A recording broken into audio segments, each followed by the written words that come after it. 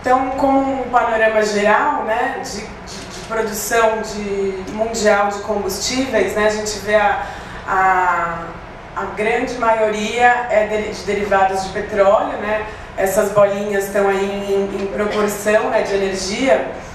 Então, o que é produzido de petróleo é muito maior do que toda a parte renovável, né? Basicamente, é perto de 1% de energia renovável perto da energia total no mundo, né? Apesar do crescimento dos biocombustíveis nos últimos anos. E dentro dos biocombustíveis, as matérias-primas que contribuem mais, né, no mundo a cana-de-açúcar e o milho, né, principalmente. Daí tem outras matérias-primas, trigo e soja, que também são importantes, mas em menor escala. E apesar dessa pequena participação, a produção tem crescido bastante, né?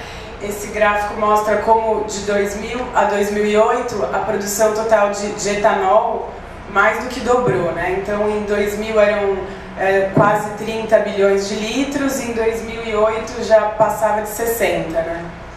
E os principais produtores Estados Unidos e Brasil. Os Estados Unidos é o maior produtor, o maior consumidor, e o Brasil está em segundo lugar na produção mundial. Aqui é a composição da oferta de energia no Brasil, né, o gráfico de pizza que já foi mostrado anteriormente. E exatamente o que eu ia salientar era a participação dos produtos derivados da cana na matriz, né, que como foi mencionado, a partir de 2008 superou a participação da hidroeletricidade, né? Então, em 2006 ainda a hidroeletricidade era mais importante, em 2008 os produtos da cana já superaram a hidroeletricidade. E além dos produtos da cana, tem uma grande participação de lenha e carvão vegetal, que apesar de ser matéria-prima, né, que poderia ser renovável, muito dessa lenha, desse carvão vegetal não são coletados, né, não são produzidos de maneira sustentável, né, não são de florestas plantadas. Então, isso também é um aspecto que precisa ser levado em conta, né? Apesar de ser renovável, é uma pressão potencial para desmatamento, né?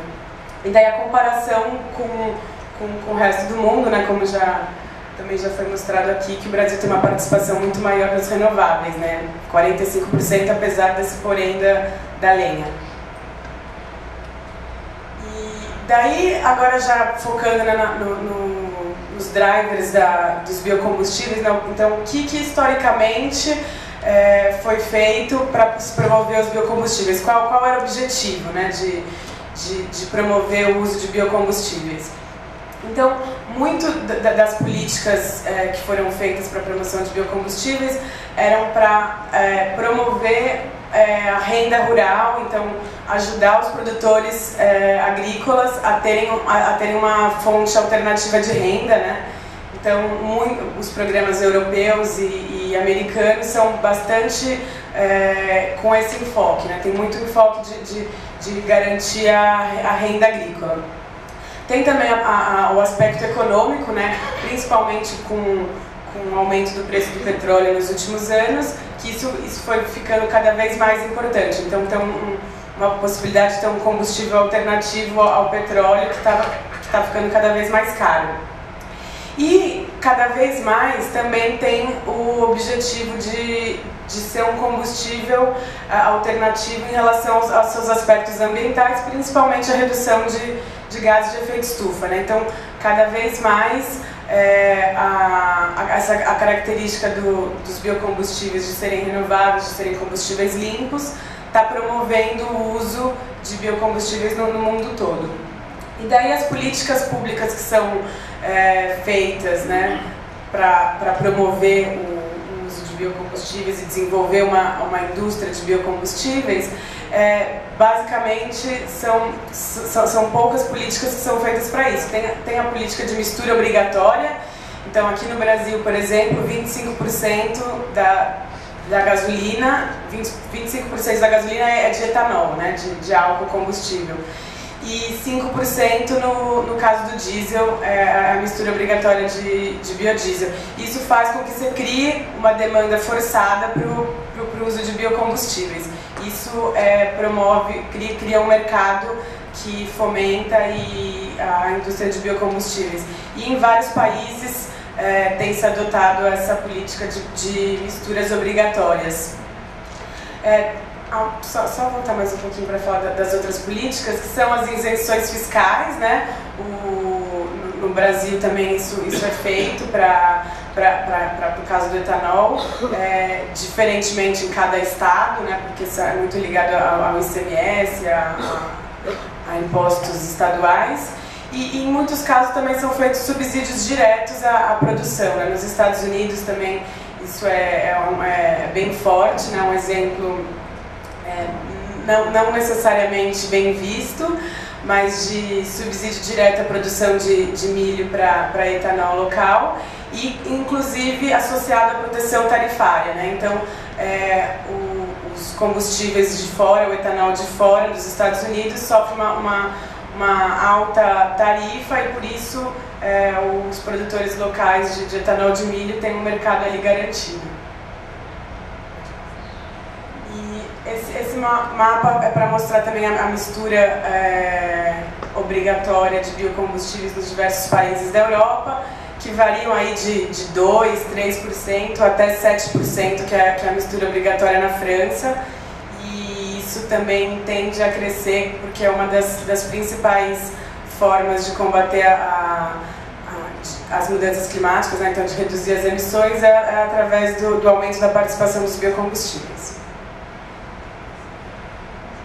Dentro das políticas de incentivo também no Brasil, tem também a conotação de promoção do desenvolvimento social. Então, tem esse apelo principalmente do biodiesel, né, de ser um biodiesel social, um combustível social, mas que na verdade não teve não tem tido um resultado muito bom nesse aspecto, porque a maior parte do biodiesel consumido no Brasil vem de soja e não das outras matérias-primas que são mais associadas à agricultura familiar, né? Então, em 2009, né, que é o dado mais recente, quase 80% do biodiesel no Brasil era de soja, daí em segundo lugar, a gordura animal, então principalmente o sebo bovino, e as outras matérias-primas, né, então o dendê, a mamona, estão com uma participação muito pequena ainda no consumo, né, na produção total de biodiesel no Brasil. Isso é um desafio, né, de como promover essas matérias-primas alternativas. E dentro desses aspectos sociais, né, dos objetivos que os biocombustíveis podem cumprir na área social, a criação de empregos, na geração de empregos e renda em áreas rurais, e um aspecto interessante é que é uma indústria relativamente desconcentrada, se você for comparar com a indústria do petróleo, né, que é o principal concorrente, né? Então isso é um ponto importante quando se tem em vista a questão da desconcentração da renda, né?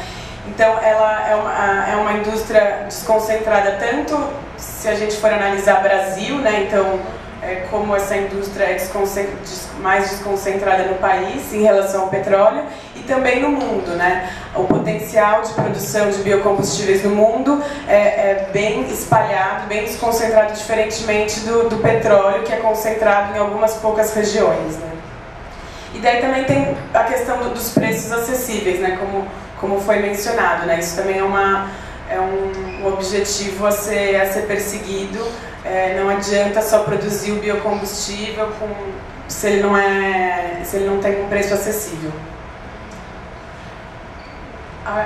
Esse também é um mapa para mostrar aquela questão da desconcentração da produção de biocombustíveis. Você pode ir mais um? Como toda a área tropical que seria potencial para a produção de biocombustíveis.